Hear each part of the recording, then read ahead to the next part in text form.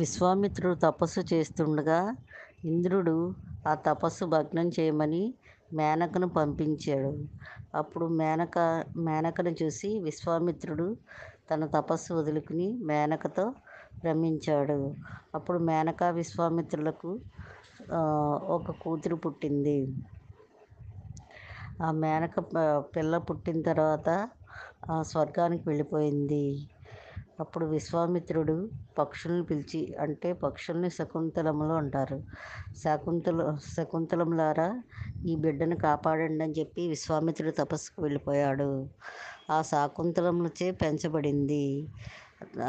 అవే ఆహారాన్ని పెట్టేవి, స్నానం చేయించేవి, క్రూర మృగాలు తినకుండా కాపాడినాయి. అదే సమయంలో కణ్వ మహర్షి ఆశ్రమానికి వచ్చాడు. అప్పుడు జాలిపడి ఈ శకుంతలని పెంచాడు. అలా పెంచుతూ ఉన్నప్పుడు ఒకసారి దుష్యంతుడు, హస్తినాపుర మహారాజు అక్కడికి వచ్చాడు. వచ్చినప్పుడు శకుంతలని చూశాడు. నువ్వు కణ్వ మహర్షి కూతురు అయితే కణ్వ మహర్షి పెళ్లి చేసుకోలేదు కదా, నువ్వు ఎలా కణ్వ మహర్షి కూతురు అయ్యావంటే, నేను విశ్వామిత్రుడు మేనక వాళ్ళ పిల్లనని చెప్పింది. అలా అయితే నువ్వు నన్ను గాంధార వివాహం చేసుకో అంటాడు.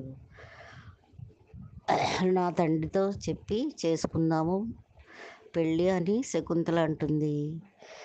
అంటే అప్పుడు కణ్వ మహర్షి అప్పుడే దేనికోసమో ఆశ్రమం నుంచి బయటికి వెళ్ళాడు.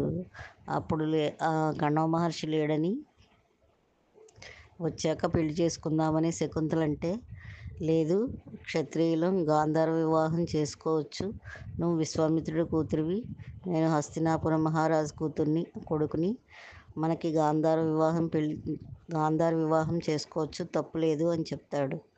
సరే అని ఇద్దరు దండలు మార్చుకుని పెళ్లి చేసుకుంటారు. అప్పుడు శకుంతల నీళ్ళు వసుకుంటుంది. అప్పుడు దుష్యంతుడు, నేను హస్తినాపురానికి వెళ్ళి మంత్రులతో నిన్ను సగౌరవంగా పిలిపించుకుని తీసుకువెళ్తాను అని చెప్పేసి వెళ్ళిపోతాడు. అలా వెళ్ళినవాడు రాలేదు దుష్యంతుడు. అప్పుడు శకుంతల ఒక బిడ్డని కట్టది. ఆ బిడ్డ భరతుడు. ఆ పిల్లవాడికి ఉన్న బలం అంతా ఇంతా కాదు, అన్ని జంతువుల్ని దమించేవాడు, అంటే క్రమశిక్షణలో పెట్టేవాడు, కంట్రోల్లో తీసుకొచ్చుకునేవాడు. పులుల్ని, సింహాల్ని, అన్నిటిని 3 ఏళ్లకి సింహాల్ని ఈడ్చిపడేసేవాడు. అంతటి బలవంతుడు, అంతటి మృగాల్ని శిక్షణ చేయగలిగినవాడు ఆ భరతుడు.